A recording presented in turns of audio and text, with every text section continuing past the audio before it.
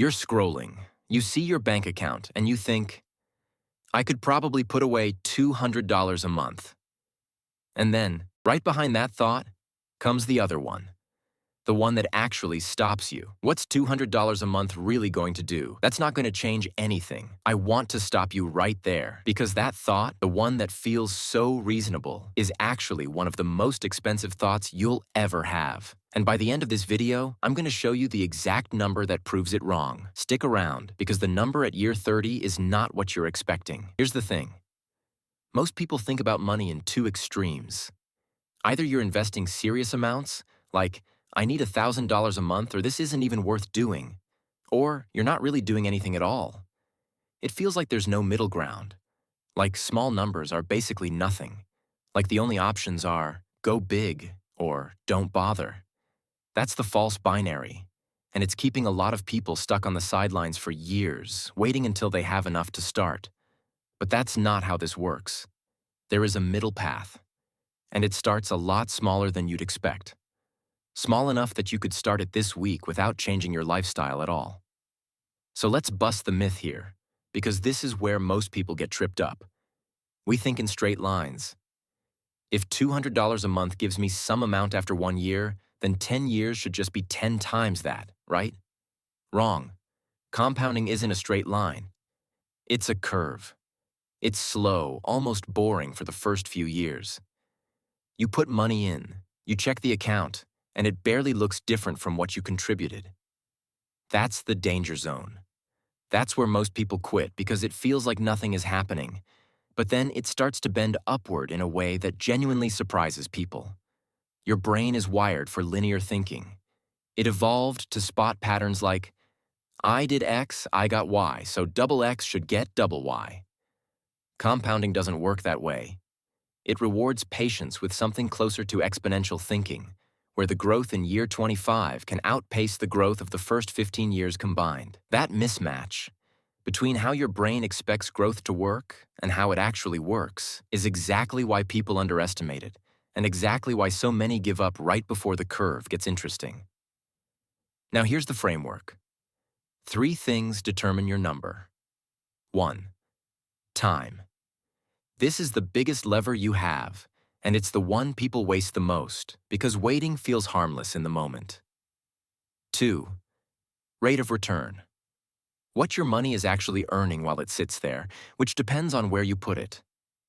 3. Consistency. Showing up every single month, no matter what the market is doing or how you feel about it that day. Miss the first 2, and you can still win with the third. Miss the third, and none of it matters, because compounding needs something to compound. Let's do the real math. We'll use $200 a month, and we'll assume a long-term average annual return of about 8%, which is a commonly cited historical average for a diversified stock market portfolio. Not guaranteed, and returns vary year to year, but a reasonable baseline for this kind of example. At 10 years, $200 a month adds up to $24,000 out of your own pocket. But the account? It's sitting around $36,500. That's over $12,000 that showed up without you lifting a finger. Money your money made on its own. At 20 years, you've put in $48,000 total. The account is worth roughly $118,000. Somewhere around this point, growth has quietly outpaced your contributions. The account is now making more in a single year than you're even putting in. And at 30 years, this is the number I told you I'd tease. You've contributed $72,000 of your own money. The account is worth close to $298,000. Read that again. $72,000 in. Nearly $300,000 out. That gap, over $225,000, is money that exists purely because time did what time does.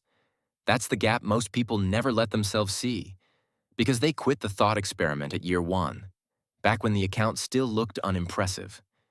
Here's an analogy that makes this click. Investing $200 a month is like planting a tree instead of buying one already grown. In year 1, it looks pathetic. It's a stick in the dirt with a couple of leaves. Anyone walking by would say it's not doing anything, that you wasted your time and your money on a twig. But you don't judge a tree by year 1. You judge it by year 20 when it's got roots you can't see and it's twice your height, providing shade you didn't have to pay full price for. The early years aren't wasted. They're the part nobody sees, where the real structure gets built underground before anything shows above the surface. So let's recap. The doubt, $200 a month won't matter, is based on linear thinking. But money doesn't grow in a straight line. It curves, slowly at first and then dramatically later. Time is the ingredient that does the most work, and it's free. All it costs you is starting now instead of starting later, which is the only real cost most people refuse to pay. The 3 factors, time, rate, consistency, aren't complicated, but they require you to actually begin, even when the first few years look unimpressive and the account barely seems to move. So here's the question I want to leave you with. If $200 a month over 30 years can turn $72,000 into nearly $300,000, what would your number look like if you started today instead of 6 months from now? Because the tree doesn't care that you feel behind, and it doesn't care that you started later than someone else. It just needs you to plant it. If this kind of no-hype, real numbers breakdown is useful to you, subscribe. Every week, we cut through the noise and get to the actual math behind building wealth. No hype, no shortcuts, just what the numbers actually say.